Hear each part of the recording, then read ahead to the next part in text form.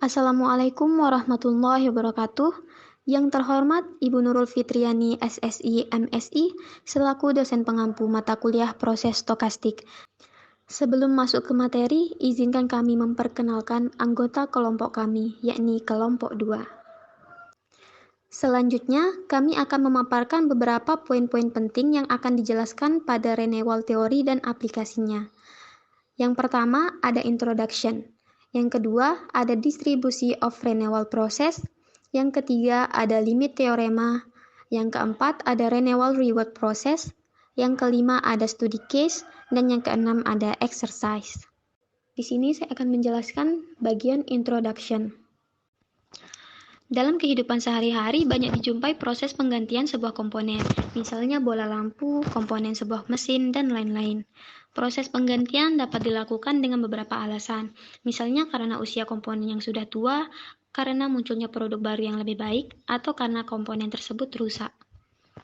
Waktu penggantian sebuah komponen juga dapat dilakukan secara periodik, sesaat setelah sebuah komponen rusak atau beberapa saat setelah sebuah komponen itu rusak.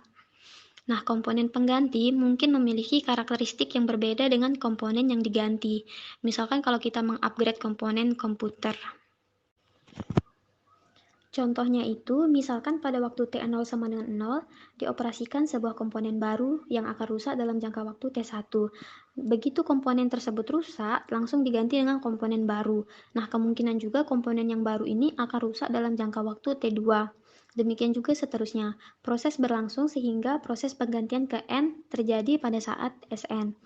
Kalau rumus matematikanya seperti Sn sama dengan T1 ditambah T2 sampai dengan Tn. Nah, dalam hal ini kita bisa mengasumsikan S0 sama dengan 0 dan T1 sampai Tn merupakan variabel-variabel acaknya.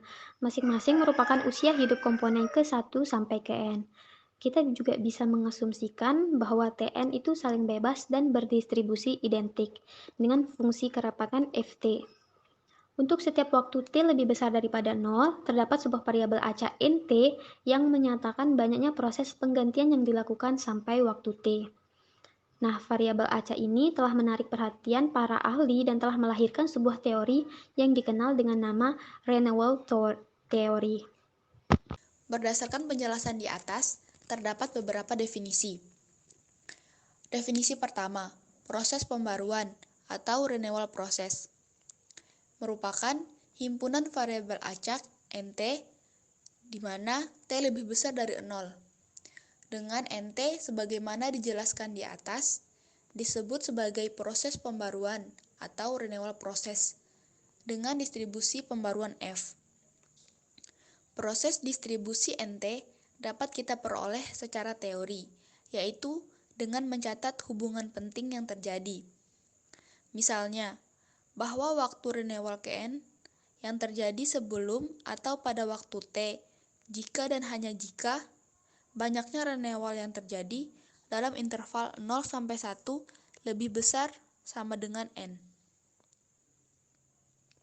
Definisi 2. Fungsi pembaruan atau renewal function.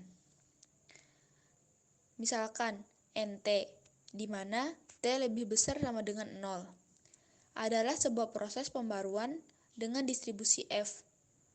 Fungsi pembaruan atau renewal function M didefinisikan sebagai Mt sama dengan ekspektasi Nt, yakni nilai harapan rata-rata atau ekspektasi banyaknya penggantian atau kerusakan yang telah terjadi pada saat T. Saya Mirani akan melanjutkan materi tentang introduction. Yang pertama yang akan saya jelaskan yaitu definisi proses pembaruan tertunda atau delay renewal process, di mana proses pembaruan tertunda ini umumnya seperti proses pembaruan biasa, kecuali bahwa waktu kedatangan pertama diperbolehkan untuk memiliki distribusi yang berbeda dari waktu antar lain. Di sini juga proses pembaruan tertunda didefinisikan dengan permisalan, yaitu misalkan T1, T2, Tn, dan seterusnya adalah variabel-variabel acak yang saling bebas dan bernilai non-negatif. Sedemikian hingga T1 berdistribusi F pangkat D dan T2, T3, dan seterusnya berdistribusi F. Dengan ketentuan, fungsi distribusi F pangkat D tidak perlu sama dengan F. Variabel acak Sn sama dengan T1 plus T2 plus sampai dengan plus Tn, menyatakan waktu kedatangan ke N. Jika N pangkat D dalam kurung T menyatakan banyaknya kedatangan sampai dengan saat T, maka proses stokastik N pangkat D dalam kurung T dengan T lebih dari sama dengan 0 disebut proses pembaruan tertunda atau delay renewal process. Selanjutnya yaitu definisi fungsi kelangsungan atau survival function, di mana fungsi kelangsungan adalah fungsi yang memberikan probabilitas bahwa objek akan bertahan melewati waktu tertentu. Misalkan, F adalah fungsi distribusi variabel acak T. Fungsi kelangsungan K dari variabel acak T didefinisikan sebagai K dalam kurung T kecil sama dengan P dalam kurung T kurang dari T besar sama dengan 1 min P dalam kurung T besar kurang dari sama dengan T kecil sama dengan 1 min F T kecil. Baik, melanjutkan materi introduction yaitu definisi 5 dan definisi 6. Definisi 5 yaitu distribusi baru lebih baik daripada bekas atau bisa disingkat dengan BBB. Suatu distribusi F dikatakan BBB atau NBU yaitu new better than news jika untuk setiap T di U lebih besar atau sama dengan 0 maka K dalam kurung T plus U kurang dari sama dengan K dikali T dan K dikali U. Kemudian untuk BJB, F dikatakan BJB atau baru lebih jelek daripada bekas atau NWU yaitu new worse the news jika untuk setiap T di U lebih besar atau sama dengan 0 maka K dalam kurung T plus U lebih besar atau sama dengan K kali T dan K kali U. Jadi BJB adalah kebalikan dari distribusi BBB. Kemudian definisi 6 yaitu distribusi HBB, yaitu harapannya baru lebih baik daripada bekas. Fungsi distribusi F dikatakan HBBB atau NBUE, yaitu new better than news in expectation jika untuk setiap T lebih besar atau sama dengan 0 di mana integral batas atas tak hingga dan batas bawahnya T K dikali X dx lebih kecil atau sama dengan mu K dikali T, dengan mu adalah rata-rata distribusi F, yakni rata-rata interval waktu kedatangannya. Nah, kemudian untuk pengertian distribusi HBJB, yaitu harapannya baru lebih jelek daripada bekas, didefinisikan secara serupa. Baiklah, untuk selanjutnya saya Ana Nurjana akan menjelaskan materi tentang distribusi proses renewal atau NT. Pada proses Poisson telah diperlihatkan relasi dari NT dan Sn, yaitu Sn kurang dari atau sama dengan T jika dan hanya jika NT lebih besar atau sama dengan N, yang artinya banyaknya pembaharuan sampai dengan T lebih besar atau sama dengan N jika dan hanya jika waktu tunggu hingga terjadi pembaharuan ke N kurang atau sama dengan T.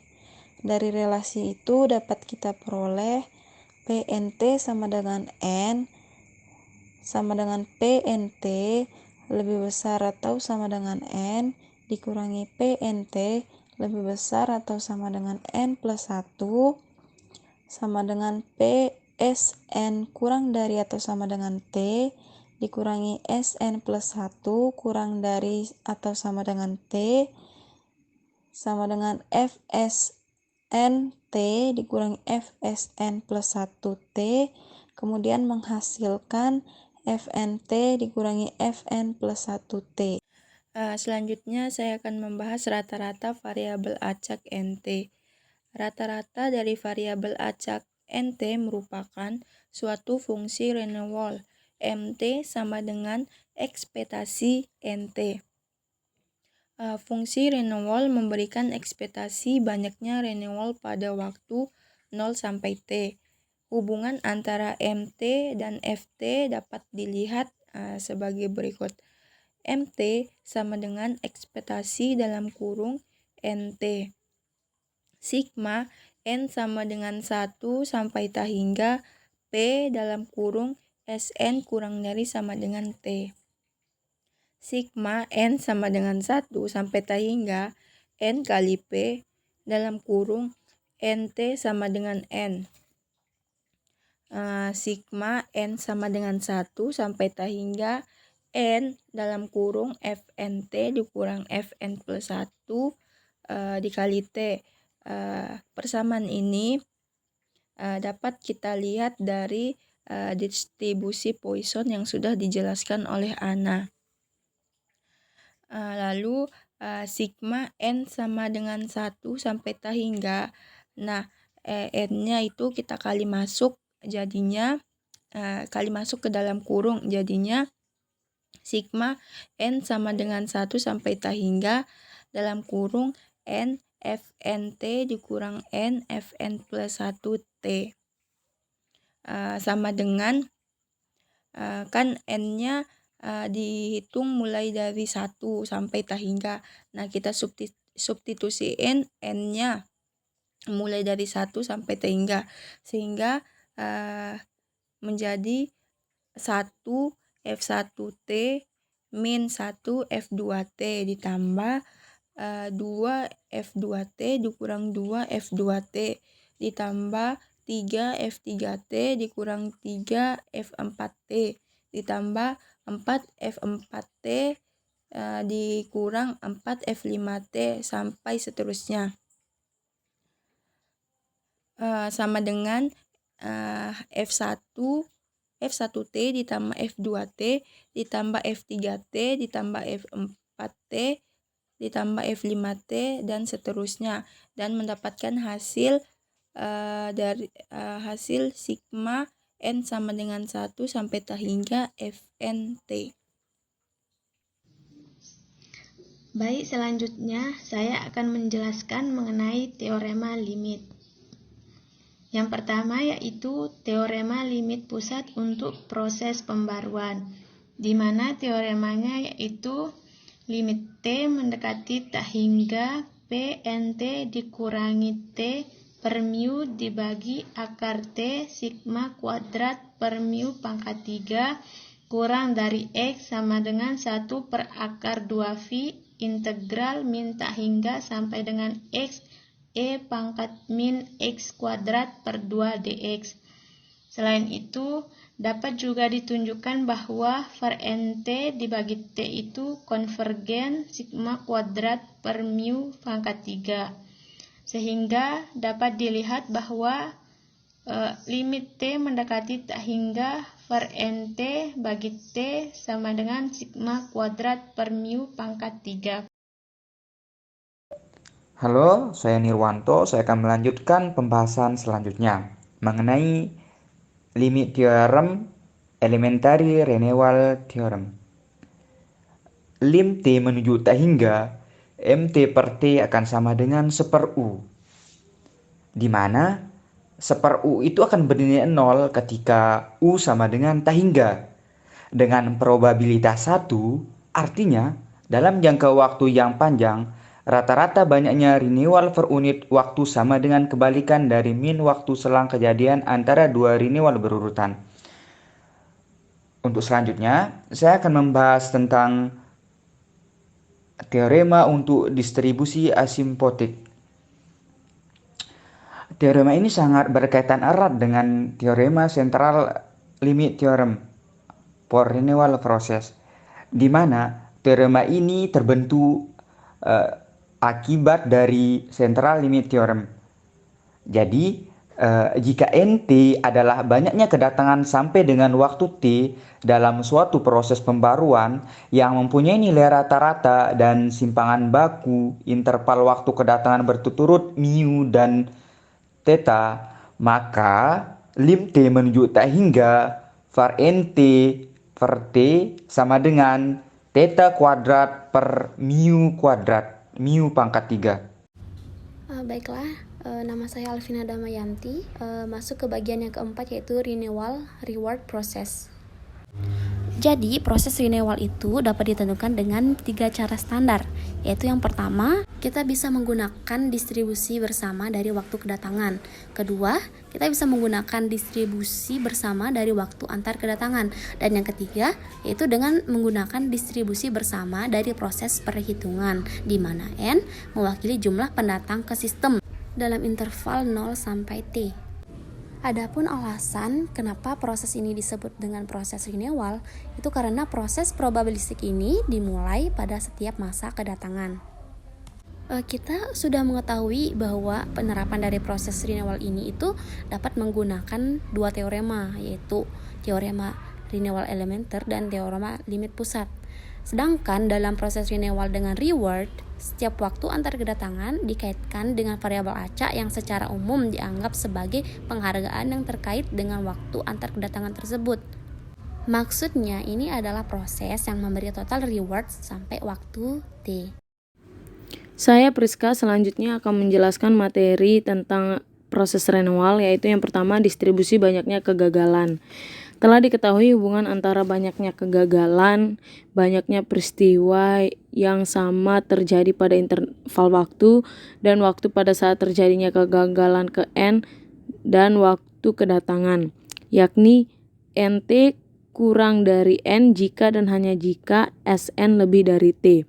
Jadi, peluang banyaknya peristiwa yang sama terjadi pada interval waktu kurang dari N sama dengan peluang waktu kedatangan lebih besar dari T, sama dengan 1 dikurang Fnt, yang dimana Fnt adalah fungsi distribusi kumulatif Sn. Selanjutnya diperoleh persamaan peluang banyaknya peristiwa yang sama terjadi pada interval waktu sama dengan N sama dengan Fnt dikurang Fn plus 1T dengan F0T sama dengan 1. Oleh karena itu, distribusi peluang NT dapat diperoleh secara eksplisit untuk semua nilai N. Persamaan di atas cocok digunakan khususnya untuk menghitung distribusi peluang NT secara numerik untuk nilai-nilai N yang kecil. Apabila Fn tidak dapat diturunkan secara langsung, maka dapat digunakan hubungan sifat penting yang berkaitan dengan transformasi Laplace dan fungsi kerapatan probabilitas variabel acak. Mengingat Ft diketahui sehingga dapat dicari transformasi Laplace-nya. Sekian dari saya, terima kasih. Saya Juana Madarahdian akan menjelaskan materi mengenai distribusi asimptotik. Dengan menggunakan teorema limit pusat, dapat diketahui bahwa untuk N yang cukup besar Sn secara asimptotik berdistribusi normal dengan nilai rata-rata N mu dan simpangan baku sigma Pn, yakni limit N mendekati tak hingga P dikali Sn min N mu dibagi sigma akar N kurang dari Y sama dengan 1 dibagi akar 2pi integral minus tak hingga sampai Y E pangkat min U pangkat 2 per 2 du. Dengan mu dan sigma berturut-turut adalah nilai rata-rata dan simpangan baku interval waktu kegagalan. Baik, saya Fadlina Rahmatul Ulia akan melanjutkan mengenai materi yang selanjutnya, yaitu studi kasus dari Renewal Theory and Application. Studi kasus yang pertama yaitu tentang akar-Bayes model, di mana akar-Bayes model ini dapat digunakan untuk menganalisis model-model atau lama perkiraan kita dapat membeli mobil baru, atau juga dapat digunakan untuk menganalisis biaya-biaya yang akan dikeluarkan nantinya, dan lain-lain. Kasus yang pertama berbunyi, Pak Ahmad memiliki kebijakan bahwa ia akan membeli mobil baru segera setelah mobil yang lama rusak atau mencapai usia T tahun. Di sini terdapat beberapa variabel. Yang pertama yaitu X, yang merupakan masa pakai mobil, di mana X merupakan variabel acak kontinu dan memiliki distribusi peluang kepadatan H. Kemudian ada T, yang merupakan lama siklus membeli mobil, serta C1, yang merupakan harga mobil baru, dan C2 adalah tambahan yang dikeluarkan setiap kali mobil rusak. Di sini C1 dan C2 memiliki satuan biaya, serta X dan T memiliki satuan tahun. Jika diasumsikan bahwa mobil bekas tidak memiliki nilai jual kembali, yang artinya mobil lama Pak Ahmad telah rusak dan tidak memiliki nilai jual kembali, maka berapa sih biaya rata-rata jangka panjang yang akan dikeluarkan oleh Pak Ahmad? Solusinya yaitu E, yang merupakan biaya rata-rata jangka panjang yang dikeluarkan Pak Ahmad sama dengan biaya yang timbul selama satu siklus per lama siklus. Di sini terdapat dua variabel, yaitu biaya yang akan timbul serta lama siklusnya. Maka akan dianalisis dari kedua hal tersebut, yaitu dari segi biaya dan lama siklusnya. Sehingga biaya yang dikeluarkan akan sebesar C1 jika X lebih besar dari T, dan C1 plus C2 jika X kurang dari sama dengan T. Di mana tadi itu X sama dengan masa pakai dan T merupakan lama siklus. Sehingga berdasarkan kedua fungsi tersebut akan diperoleh peluang biaya yang dikeluarkan, yaitu C1PX lebih dari T ditambah C1 plus C2 PX kurang dari sama dengan T sama dengan C1 ditambah C2 HT. Kemudian lama siklusnya yaitu akan sebesar X jika X kurang dari T dan akan sebesar T jika X lebih dari T.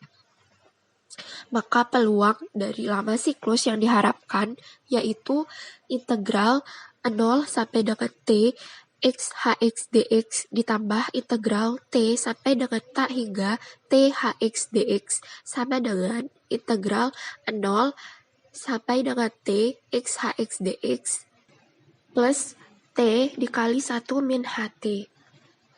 Maka telah diketahui banyaknya biaya yang timbul selama satu siklus dan jumlah dan lama siklusnya, sehingga rata-rata jangka panjang yang dikeluarkan yaitu C1 plus C2 HT per integral 0 sampai dengan T X HX dx plus T dikali 1 min HT. Selanjutnya, saya baik Korona Salsa Budiarti akan menjelaskan tentang contoh dari study case yang pertama. Di sini dimisalkan masa pakai mobil Pak Ahmad terdistribusi secara seragam 0,10 dan dimisalkan juga C1 adalah 300 juta dan C2-nya 50 juta. Yang ditanyakan yaitu berapa nilai T yang meminimalkan biaya rata-rata jangka panjang yang dikeluarkan oleh Pak Ahmad. Penyelesaiannya yaitu karena pada kasus ini terdistribusi secara seragam 0,10, jika Pak Ahmad menggunakan nilai T maka T kurang dari 10.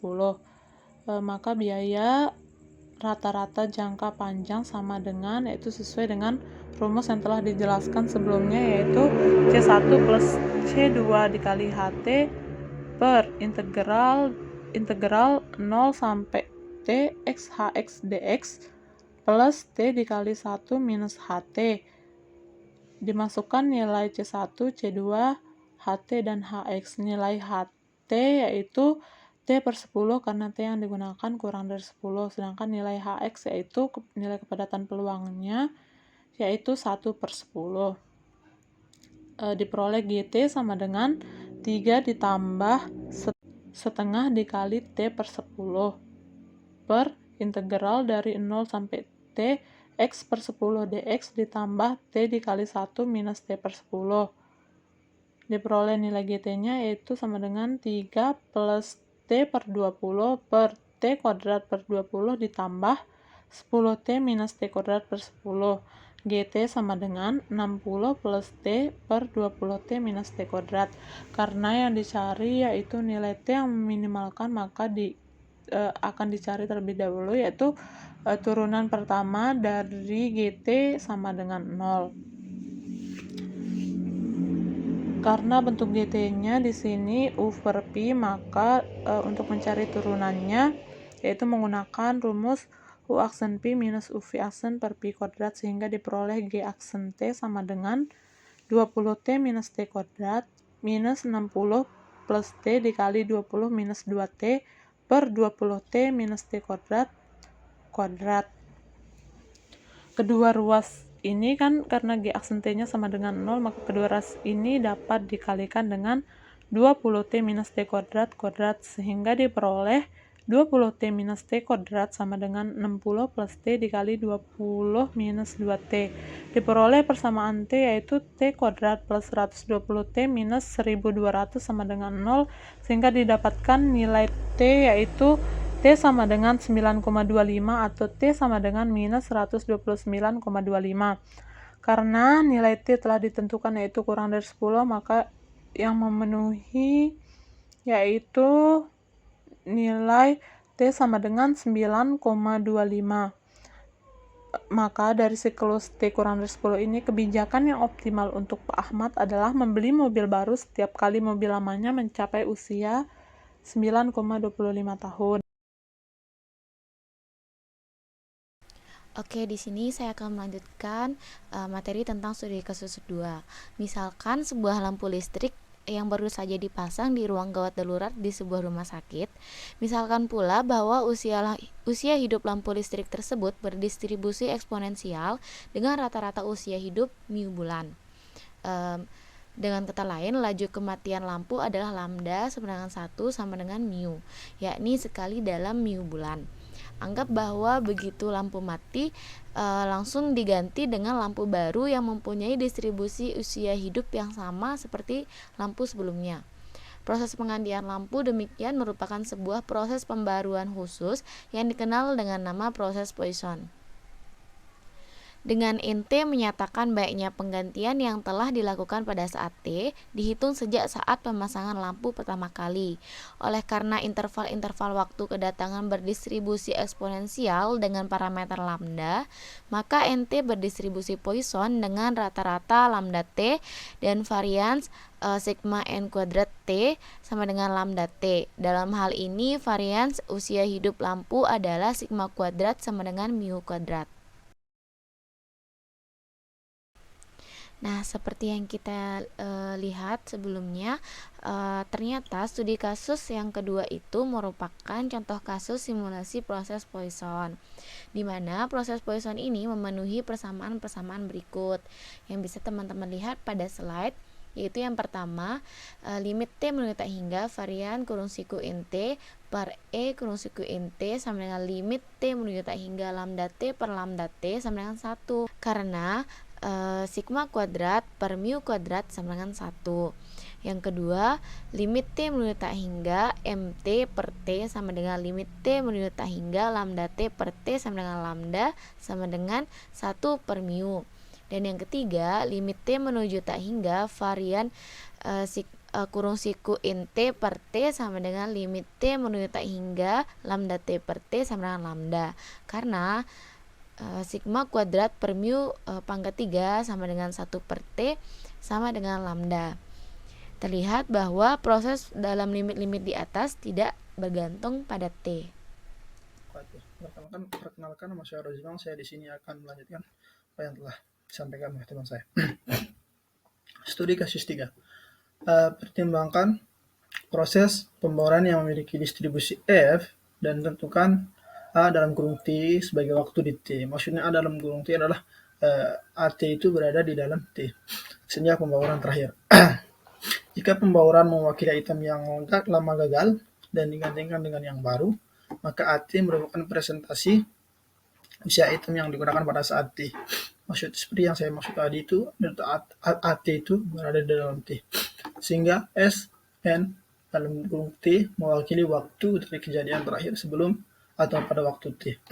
Baik, untuk solusinya di sini kita sudah memiliki AT yang dimana AT itu adalah T dikurangi dengan SNT. Kenapa harus SNT? Karena SNT itu tidak berada di dalam T. Sehingga SNT itu mewakili seperti yang ada di sini. SNT itu mewakili dari kejadian terakhir sebelum pada waktu saat T. Maka di sini untuk nilai rata-rata usianya yaitu limit S tahingga integral 0 sampai dengan S AT dt per S. Maka di sini kita asumsikan untuk setiap bayaran uang dengan tarif yang sama dengan usia proses pembauran memiliki arti pada saat T dibayar pada tingkat AT dan S dan integral 0 sampai SAT mewakili pendapat total dalam waktu S. Sehingga dimulai lagi dengan pembauran yang terjadi. Maka kita memiliki integral 0 sampai SAT dt sama dengan E dalam kurung hadiah selama siklus pembauran per E waktu siklus pembauran. Oke, di sini karena usia proses pembauran waktu T ke siklus pembauran hanya T, maka hadiah selama siklus pembaurannya adalah integral 0 x T dt dx sama dengan x kuadrat per 2. Yang dimana di sini x-nya adalah sebagai siklus pembauran, sehingga nilai rata-rata usia yaitu limit S sampai dengan tahingga integral 0 sampai S AT dt per S sama dengan E dalam kurung siku x kuadrat per 2E dalam kurung siku x. Sekian dari saya, akan dilanjutkan oleh teman saya. Selanjutnya, saya Trianta Zikia Ervani akan melanjutkan mengenai study case 3. Contoh, pelanggan datang ke sebuah toko yang hanya menjual satu jenis barang saja. Distribusi waktu kedatangan pelanggan merupakan renewal proses non-lattice. Katakan distribusi F.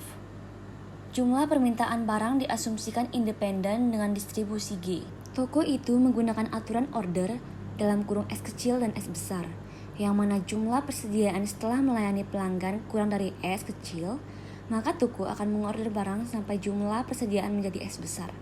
Selain itu tidak ada order. Kemudian jika jumlah persediaan setelah melayani adalah X, maka jumlah order S besar sama dengan min X jika X kurang dari S kecil, dan S besar sama dengan 1 jika X lebih besar daripada S kecil. Diasumsikan pula order akan otomatis terpenuhi secara instan.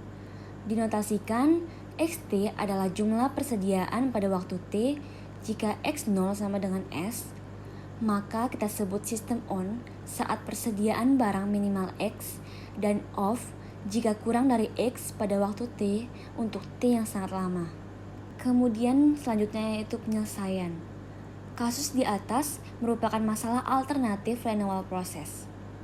Lim T mendekati tahingga P XT lebih besar daripada X sama dengan E dalam kurung lama waktu jumlah persediaan lebih besar daripada sama dengan X per E lama waktu mengorder barang. Katakan jika Y1, Y2 hingga Yn berturut-turut menotasikan jumlah permintaan barang dari pelanggan dan didefinisikan Nx sama dengan min N Y1 plus Y2 hingga plus Yn lebih besar daripada S besar min X, yang artinya pelanggan ke Nx menyebabkan jumlah persediaan di bawah X, yang berarti pelanggan ke NS menyebabkan jumlah persediaan di bawah S, sehingga toko harus mengorder ulang.